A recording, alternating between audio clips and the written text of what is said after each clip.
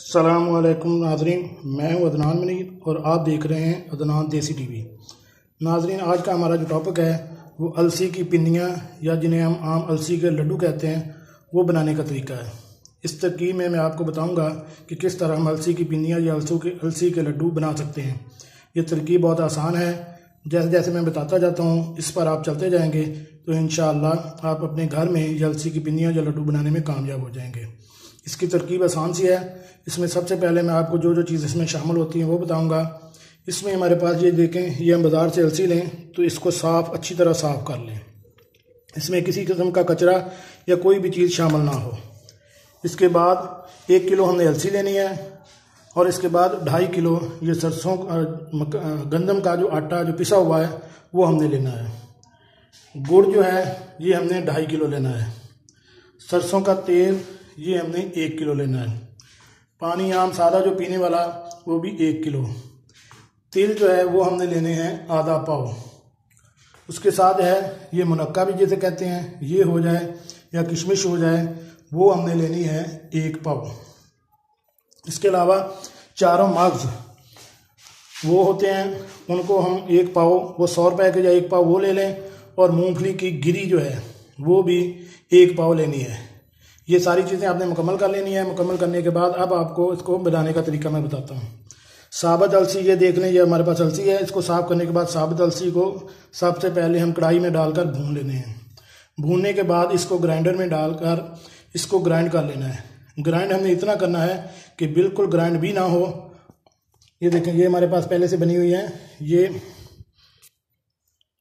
देखें, ये बिल्कुल ब्राउन भी ना हो, वो ज़्यादा यानी पिसी हुई भी ना हो और बिल्कुल आटे की तरह भी ना हो जाए और साबुत भी ना रहे।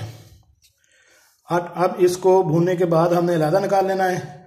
अब आटे को हमने अलग से कढ़ाई में डालकर इसको भून लेना है। भूनने के बाद इसको नीचे उतारकर हमने छान लेना है। अब हमने मूंगफली, अगर तो हमारी कच्ची है तो इसको भी भून लें, अगर पक्की मूंगफली है तो 1 पाव मूंगफली और आधा पाव तिल, इन दोनों को भुने हुए आटे में डालकर हमने अलहदा से रख लेने हैं। अब गुड़ में पानी डालकर पकने के लिए रख दें। गुड़ को हमने ये है कि गुड़ की बड़ी बड़ी पीसी होती हैं, इसको हमने छोटे छोटे पीस में कर लेना है। करने के बाद इसको हमने 2.5 किलो गुड़ में 1 किलो पानी डालकर हमने इसको पकने के लिए चूल्हे पर रख देना है। जिस तरह वो पकता जाएगा, पानी गर्म होता जाएगा, गुड़ उसमें मिक्स होता जाएगा। जब ये अच्छी तरह मिक्स हो जाए तो इसको अच्छी तरह पका लें। पकाने के बाद अब गुड़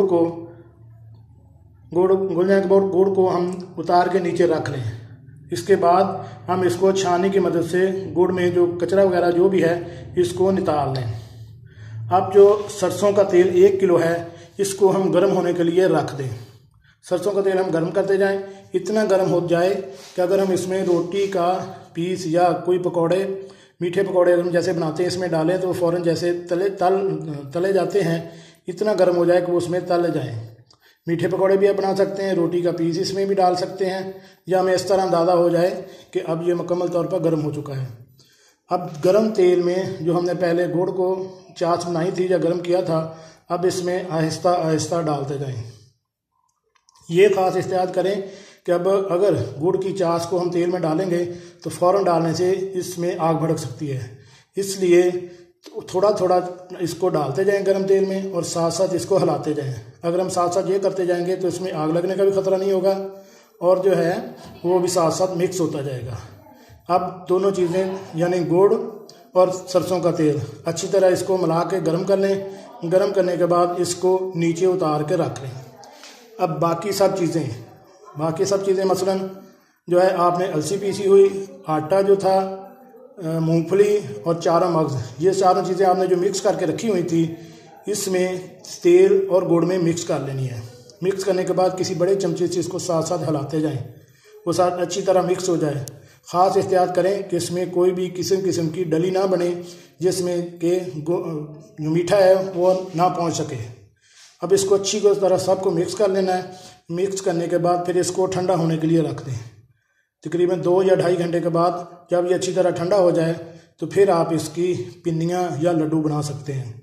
ये हर बंदे की अपनी चॉइस होती है। बाद लोग पिन्नियाँ या लड्डू नहीं बनाते, वो ऐसे ही खाते हैं, और बाद लोग जो है इसकी बड़ी बड़ी पिन्नियाँ या लड्डू बना लेते हैं और इसको महफूज कर लेते हैं। और वो चाय के साथ सुबह या शाम इस्तेमाल कर सकते हैं। आपकी अपनी मर्ज़ी है, आप भी इसको जिस तरह चाहें। अगर आपने ऐसे लड्डू नहीं बनाए तो आप इसको ओवन में गर्म करके चाय के साथ सुबह शाम इस्तेमाल कर सकते हैं। अगर नहीं तो आप लड्डू बना के चाय के साथ गरम गरम चाय के साथ इस्तेमाल कर सकते हैं।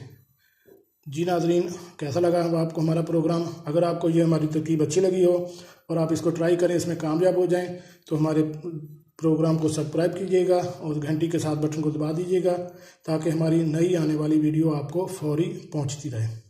अल्लाह हाफिज़, मिलते हैं नेक्स्ट वीडियो के साथ। अस्सलामु अलैकुम रहमतुल्लाहि व बरकातुहू।